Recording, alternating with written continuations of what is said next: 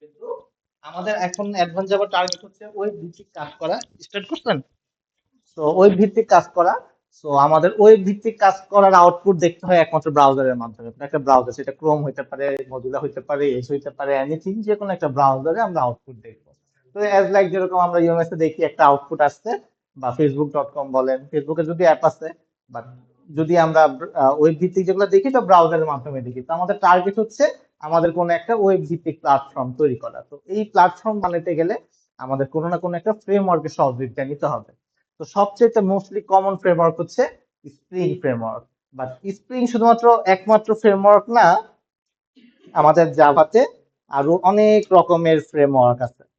আপনি যদি নেটে সার্চ দেন আমাদের জাভাতে, দেখেন একটু সার্চ দিলে এরকম আরো অনেক ফ্রেমওয়ার্ক আছে। সবচেয়ে স্প্রিং এর পরে সবচেয়ে কমন হচ্ছে ভাডিন। ভাডিনের নাম শুনছেন? তো ভাডিন হচ্ছে এক রকমের ফ্রেমওয়ার্ক। আমরা যদি ভাডিনের অ্যাপ্লিকেশন গুলো দেখি, ইএমএস আলাদা, এটা অ্যাঙ্গুলার দিয়ে বানানো ফ্রন্ট এন্ড। অ্যাঙ্গুলারের নাম শুনছেন, রাইট? তো ভাডিন হইতেছে যে এরকম দেখতে। আমাদের ভাডিনের অ্যাপ্লিকেশন গুলো যদি দেখেন, বা ভাডিনের ডেমো দেখাই, যদি ডেমো ড্যাশবোর্ড,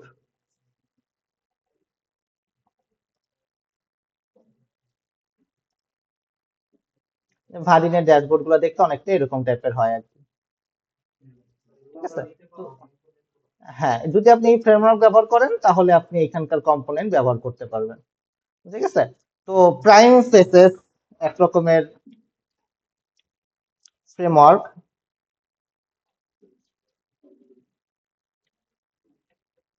আগে আমরা যখন কোড করতাম তখন প্রাইম ফেসেস এ কোড করতাম। প্রাইম ফেসেস একটা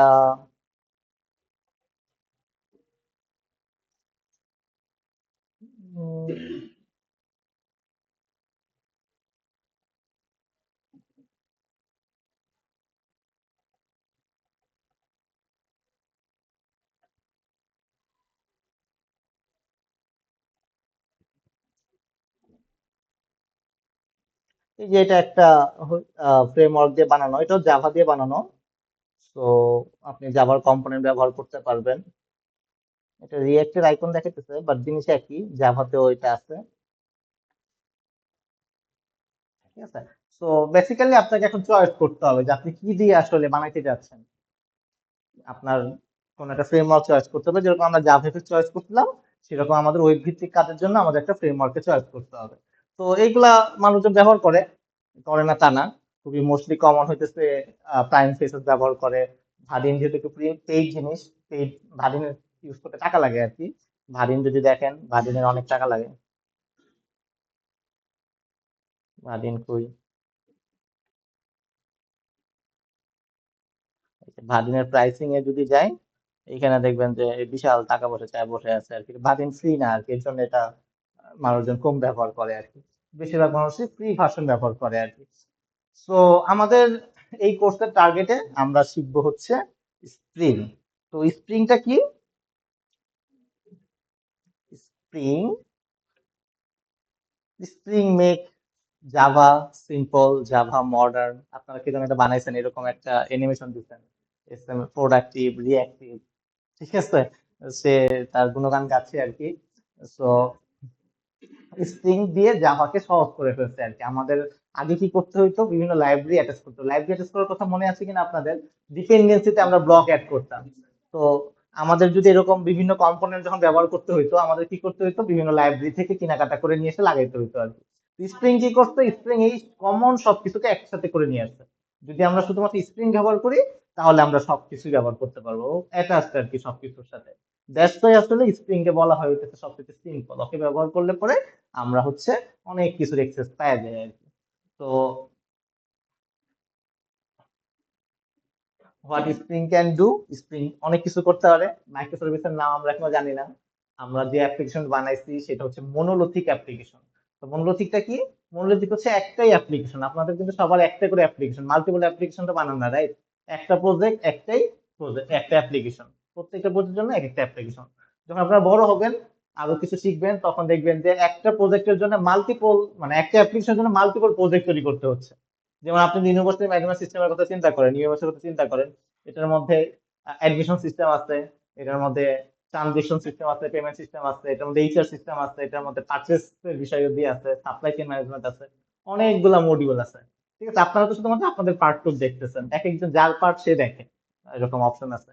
তো এই যে এক একটা প্রজেক্ট ইউনিভার্সিটি ম্যানেজমেন্ট সিস্টেম, এর মধ্যে আরো এত এত মডিউল, এই যে প্রত্যেকটা ভাগ করা হয়েছে এটাকে বলতেছে মাইক্রো সার্ভিস আর কি, প্রত্যেকটা ইন্ডিভিজুয়াল এক একটা আলাদা প্রজেক্ট। তো আপনাদের তো সিম্পল প্রজেক্ট একটাই অ্যাপ্লিকেশন, তো আপনাদেরটাকে আমরা বলতেছি মনোলিথিক অ্যাপ্লিকেশন।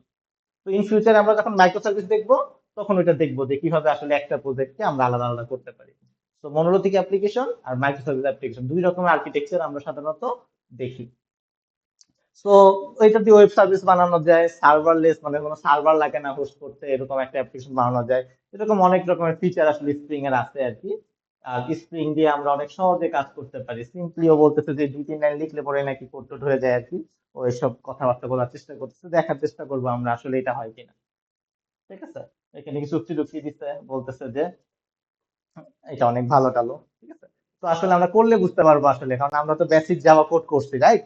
আমরা যখন জাভাতে কোড করছি, তখন তো অনেক কোড টোড লিখছি, আমরা একটা জানি যে কতটুকু কোড লিখতে হয় কতটুকু কাজ করতে গেলে পরে। তো এখন আমরা স্প্রিং এ ব্যবহার করে দেখি যে আসলে কতটা ইজিলি আমরা করতে পারি, আগে থেকে কাজ কমলো নাকি বাড়লো, সেটা হচ্ছে মেইন বিষয়। তো আমরা আজকে থেকে স্প্রিং ফ্রেমওয়ার্ক ব্যবহার করা শুরু করব। তো স্প্রিং ফ্রেমওয়ার্ক হচ্ছে একটা অনেক বড় ফ্রেমওয়ার্ক, এর মধ্যে অনেক পার্ট আছে আর কি স্প্রিং এর।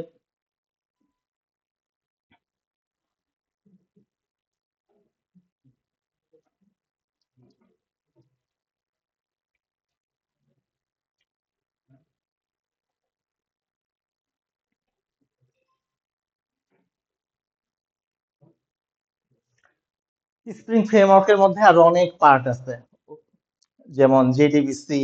জেডিবিসি মানে আপনাদের মনে আছে মনে হয়, জাভা ডেটাবেস কানেকশন, এটা একটা ছোট্ট পার্ট একটা স্প্রিং এর। তারপরে ওয়েব রিলেটেড পার্ট আছে এটার ভিতরে, আরো অনেক কিছু আছে। তো আমরা চেষ্টা করব হচ্ছে স্প্রিং সিকিউরিটি আছে, ওআরএম আছে, অবজেক্ট রিলেশন মডেলিং আছে, এরকম অনেক পার্ট আছে। আমরা স্প্রিং এর হয়তো পারে সব কভার করতে পারবো না, কারণ স্প্রিং অনেক বড় একটা জিনিস। এর মাঝ থেকে যতটুকু আমাদের একেবারে না লাগলেই না, যতটুকু না হইলেই না, একদম বেসিক ফিচার্স যেগুলা, মানে অ্যাডভান্স যাবার বেসিক অ্যাডভান্স যাবার আসলে দেখার চেষ্টা করবো, মানে বেসিক স্প্রিং, ঠিক আছে, এতটুকু কভার করার চেষ্টা করবো। কিন্তু স্প্রিংটা আসলে অনেক বড় বিষয়, এটা আসলে কভার করাটা পসিবল না আর কি পুরা কোর্সের মধ্যে। তো আজকে আসলে একটু দেখি যে কিভাবে আসলে একটা স্প্রিং প্রজেক্ট তৈরি করতে হয়, সেটা একটু দেখি। আমাদের আইডিয়ার সাথে অলরেডি আমরা পরিচয় আছে। আমরা আইডিয়াটা ওপেন করব, সবার দেখেন আইডিয়া আছে কিনা। তো যদি এক্সিস্টিং কোনো প্রজেক্ট থাকে, ফাইল, ক্লোজ প্রজেক্ট।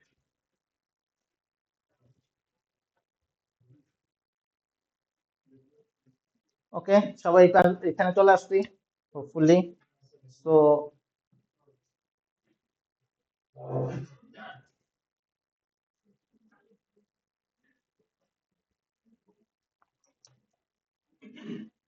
চলে আসছি।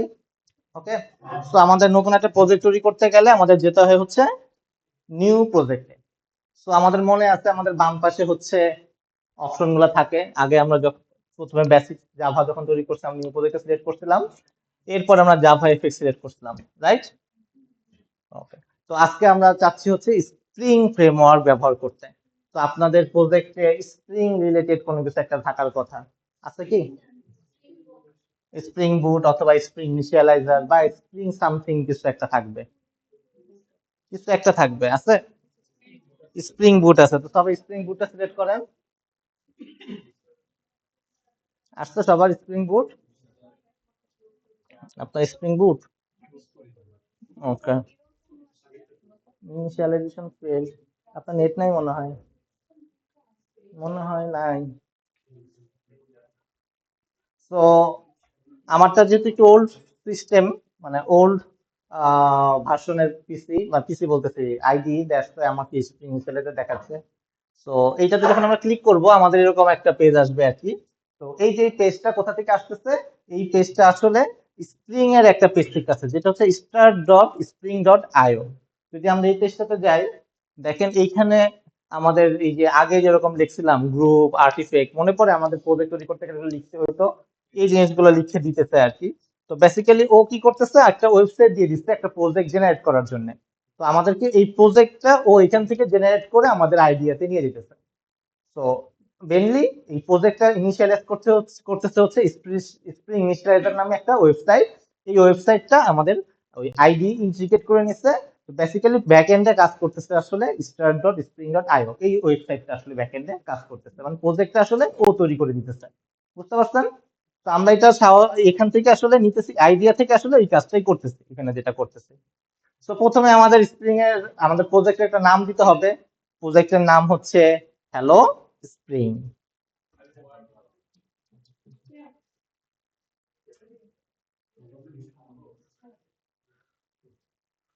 Hello spring. তো আমরা জানি লোকেশন সেট করতে হবে, এটা জাভা হবে না, এটা হবে হচ্ছে অ্যাডভান্স জাভা। ওকে। সিমিলারলি আমাদের যে প্রজেক্ট তৈরি করতে গেলে যেরকম একটা ফোল্ডার তৈরি করে দিত অটোমেটিক্যালি, এখানেও সেম একটা ফোল্ডার নিজে তৈরি করে নেবে এই প্রজেক্টের নামে, তারপর এই ফোল্ডারের মধ্যে বাকি সবকিছু রাখবে।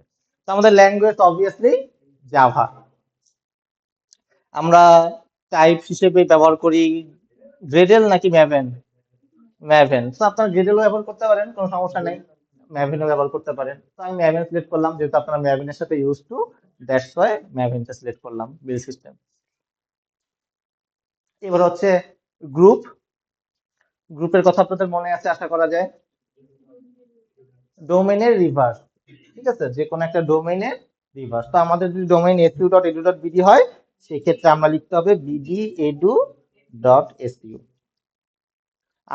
আর্টিফেক্টে আমরা কখনো স্পেস দিতে পারি না, দ্যাটস ওয়াই আমাদেরকে হাইফেন দিতে হবে অথবা ড্যাশ দিতে হবে, বা যেটা একটা দিতে হবে আর কি। তো লিখলাম হ্যালো ড্যাশ স্প্রিং, সাধারণত আমরা স্মল ক্যারেক্টারে লিখে থাকি।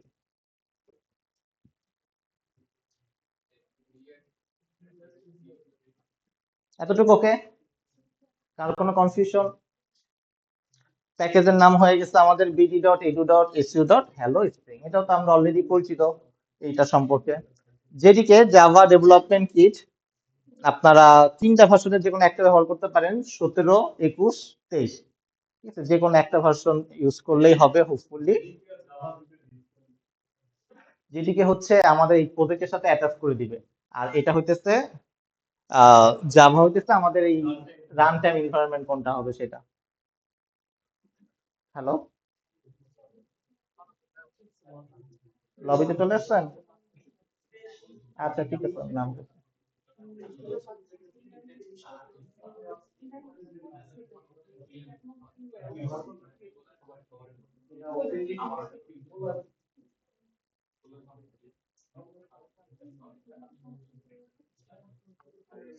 আচ্ছা, তো 23 ব্যবহার করতে পারি, 23।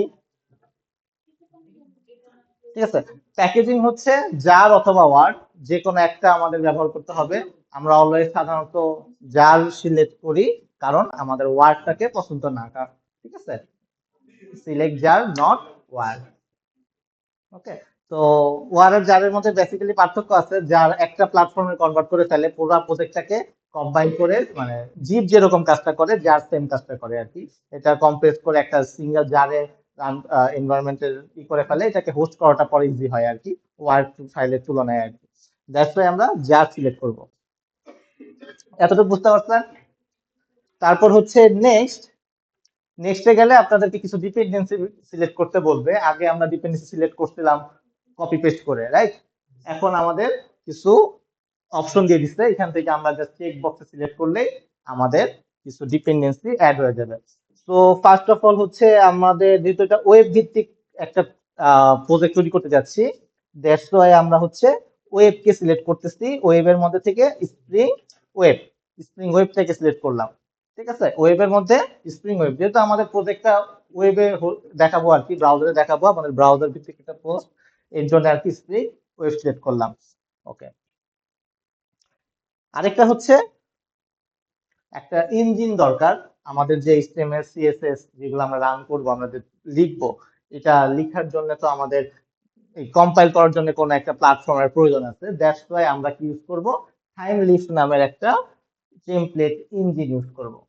সো এটা পাবেন হচ্ছে টেমপ্লেট ইঞ্জিনের মধ্যে টাইম লিফ। এই দুটাকে আপাতত আমরা সিলেক্ট করতেছি। ওকে, তো ডান দিকে দেখতে পারবেন দুইটা সিলেক্ট করা হচ্ছে, একটা স্প্রিং ওয়েভ আর একটা হচ্ছে টাইম লিফ। ওকে, বুঝতে পারছেন? তো এবার ক্রিয়েটে যদি ক্লিক করি, ক্রিয়েট হয়ে গেল। প্রথমবার একটু হয়তো পারে টাইম লাগতে পারে যে কোনো অ্যাপ্লিকেশনের ক্ষেত্রে আপনাদের।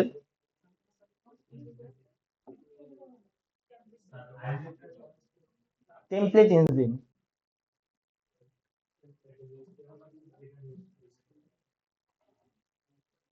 তো প্রথমবার এটা ডাউনলোড করলে পরে হইতে পারে একটু সময় নিতে পারে।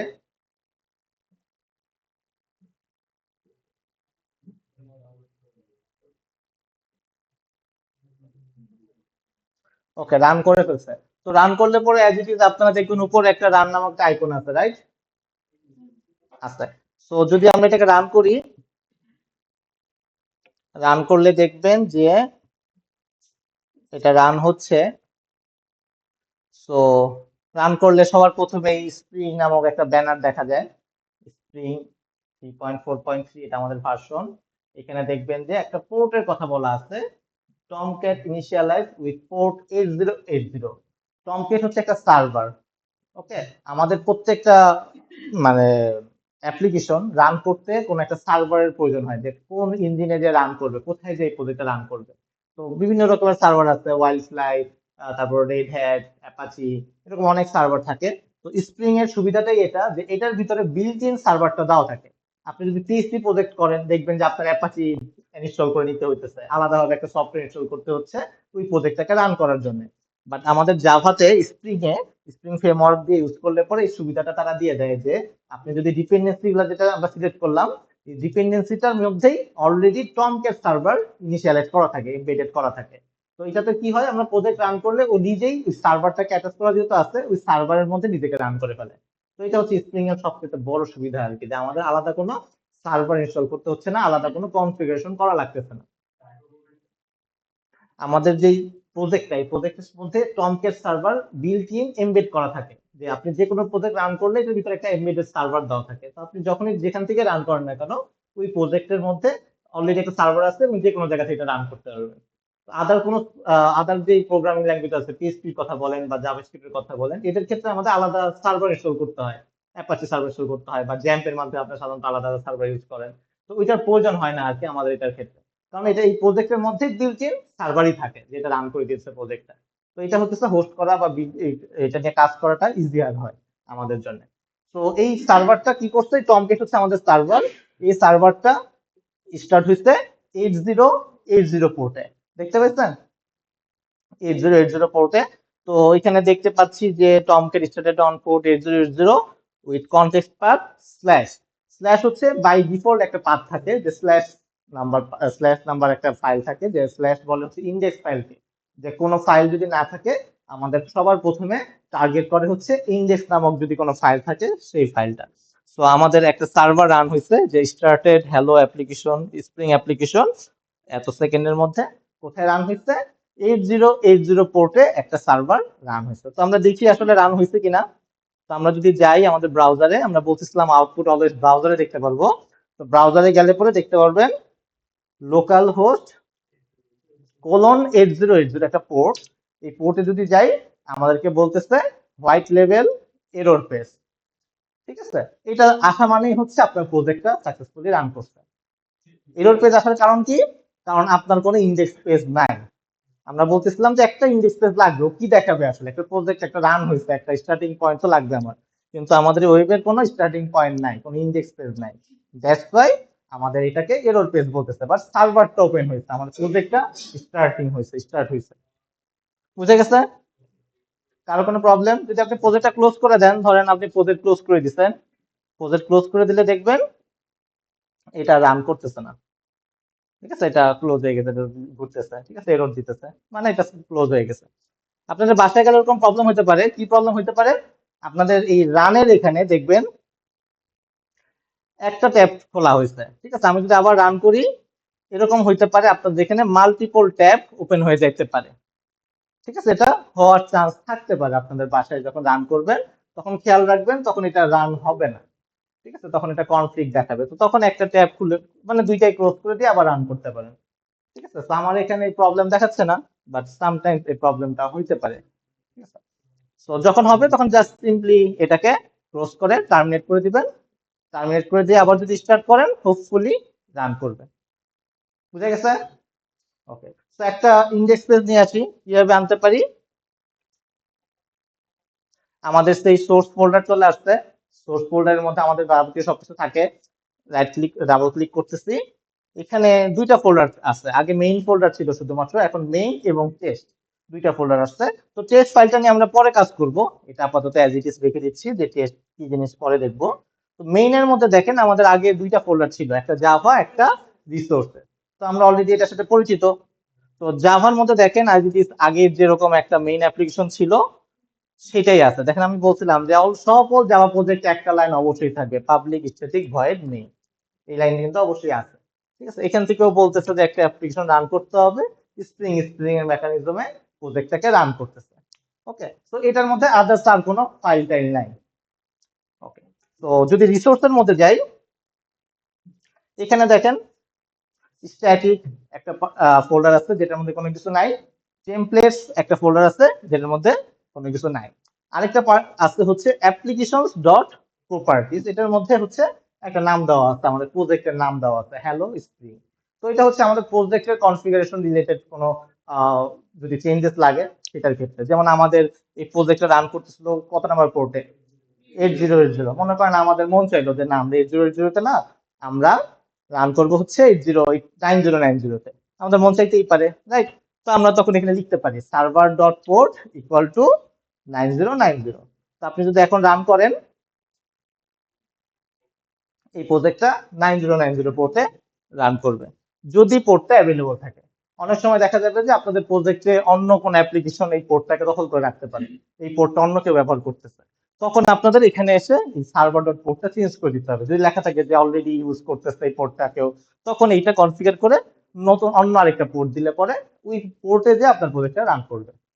বুঝতে পারছেন? একটা অ্যাপ্লিকেশন, একটা পোর্ট একটা অ্যাপ্লিকেশন ব্যবহার করতে পারে, মাল্টিপল অ্যাপ্লিকেশন ব্যবহার করতে পারে না। ক্লিয়ার সবার? তো স্টিল নাও আমাদের 9090 পোর্টে রান করতেছে, কিন্তু 9090 পোর্টে হোয়াইট লেভেল এরর পেজ দেখাচ্ছে। ওকে, তো এখানে আমরা কিছু আনতে চাচ্ছি, কিভাবে আনতে পারি। আমাদের একটা বেস ইউআরএল তৈরি করতে হবে, যেটাকে আমরা বলতেছিলাম ইনডেক্স পেজ। ইনডেক্স হচ্ছে আমাদের ওয়েবের স্টার্টিং পয়েন্ট। আমরা ধরে নেই কোনো পেজ, ওয়েবসাইটের ইনডেক্স হচ্ছে একটা বেস, এইটা হতেছে সবাই আসবে, এই পেজে আসবে। যদি কোনো ফোল্ডারে কোনো কিছু না থাকে, মাল্টিপল ফোল্ডার থাকে বা মাল্টিপল ফাইল থাকে, অলওয়েজ আমরা ইনডেক্স নামক ফাইলটাকে রেফার করি, যে এইটাকে প্রথমে দেখাতে হবে। তো আমরা এইচটিএমএল জানি, তো আমরা কি করব, স্ট্যাটিক এর মধ্যে একটা রাইট ক্লিক করে নিউ এইচটিএমএল ফাইল, এইখানে আমরা একটা ফাইল খুলি ইনডেক্স। তো স্ট্যাটিক ফোল্ডারে, হ্যাঁ স্মল লেটারে দেওয়া উচিত, যেহেতু ইউআরএল হবে একটা। তো হ্যালো স্ট্রিং,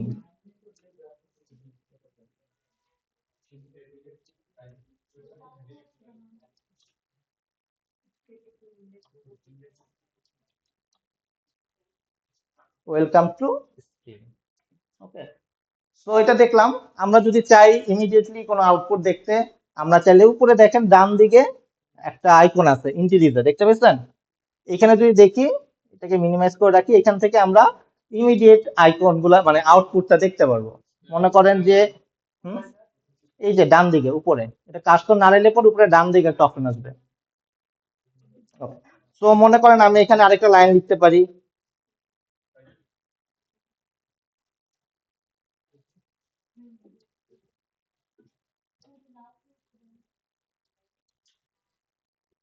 ওকে, আউটপুট আপনি এখানে দেখতে পাচ্ছেন। বাট এটা জাস্ট টেম্পোরারি একটা জায়গা, যেখান থেকে আপনি জাস্ট এইচটিএমএলটা আউটপুট দেখতে পারবেন, বাট এটা কিন্তু এখনো রান হয়নি। প্রজেক্টটা রান না করা পর্যন্ত কিন্তু আউটপুটটা আপনি সার্ভারে দেখতে পারবেন না। তো দেখেন আপনি যদি এখন এই আউটপুটটা এখানে দেখতে চাই, তাহলে আমার কি করতে হবে, প্রজেক্টটাকে রান করতে হবে। তো রান করলে পরে কি হবে, আমাদের প্রজেক্টটা রান হইলো, 9090 পোর্টে রান হইলো। এখন যদি আমরা এটাকে রিলোড দেই, চলে আসছে, দেখতে পাচ্ছেন? এই যে ডান দিকে একটু আইকন আছে উপরে, এই যে এটা। ওকে, সো সিমিলারলি আমরা যদি নতুন পেজ তৈরি করতে চাই, as it is স্ট্যাটিকে right click করতে হবে, রাইট ক্লিক, ধরেন নাম দিলাম হচ্ছে ড্যাশবোর্ড।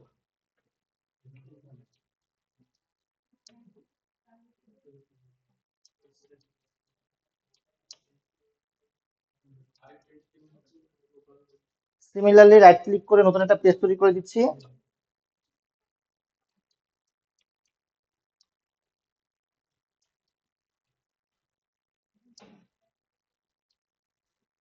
যদি আউটপুট দেখতে চাই এইভাবে দেখতে পারবো।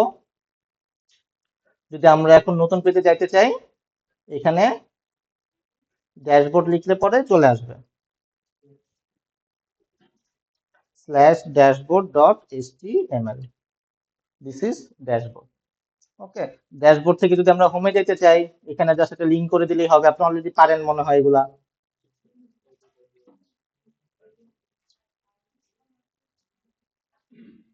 সরি, ড্যাশবোর্ড তো না, ইন্ডেক্স।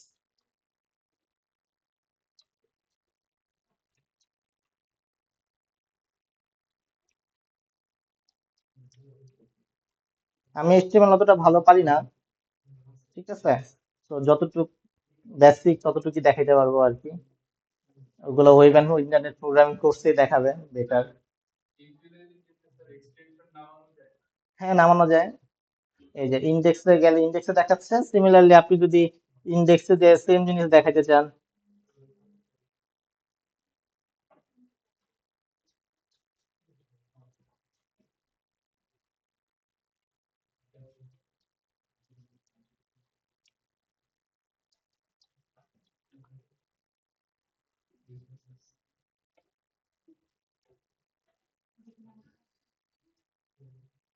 ড্যাশবোর্ড ইন্ডেক্স হয়ে গেল আমাদের স্ট্যাটিক ওয়েব অ্যাপ্লিকেশন।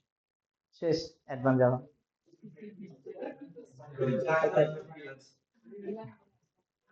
ঠিক আছে, 15 মিনিটে অ্যাডভান্স জাভা শেষ, স্প্রিং ফ্রেমওয়ার্ক, স্প্রিং দেখানো হয়ে গেছে। সো আপনারা একটা HTML CSS ওয়েবসাইট বানাইছেন অলরেডি, রাইট? নিজেদের পোর্টফোলিও বানাইছেন। তো নেক্সট অ্যাসাইনমেন্ট হচ্ছে এইখানে নিয়ে আসা। ওকে, আপনাদের যেটা HTML CSS বানাইছেন এই প্রজেক্টটাকে আপনারা স্প্রিং এ তৈরি করবেন, স্প্রিং প্রজেক্ট তৈরি করবেন, স্প্রিং প্রজেক্ট তৈরি করে এখানে এখানে স্ট্যাটিকের মধ্যে সব নিয়ে আসবেন, নিয়ে আসলে পরে রান করবে। হ্যাঁ, কপি পেস্ট করবেন, জাস্ট এতটাই ইজি। আমরা এখনো জাভাতে যাইনি, যাবো ইনশাআল্লাহ। হ্যাঁ, নিয়ে আসবেন, সব স্ট্যাটিকে নিয়ে আসবেন, সব কন্ট্রোল C কন্ট্রোল V দিয়ে নিয়ে আসবেন। কিছু ধরা খাবেন অবশ্যই, ওগুলা সলভ করবেন আর কি। হ্যাঁ, সব স্ট্যাটিকে নিয়ে আসবেন। হ্যাঁ, এক জায়গায় আপনি ধরা খাবেন। স্ট্যাটিক এটা এটা HTML CSS এ কনভার্ট করতে হবে, রিয়াক্ট হবে না। রিয়াক্টে কে কে করতেন? React, angular, view. Okay, best of luck.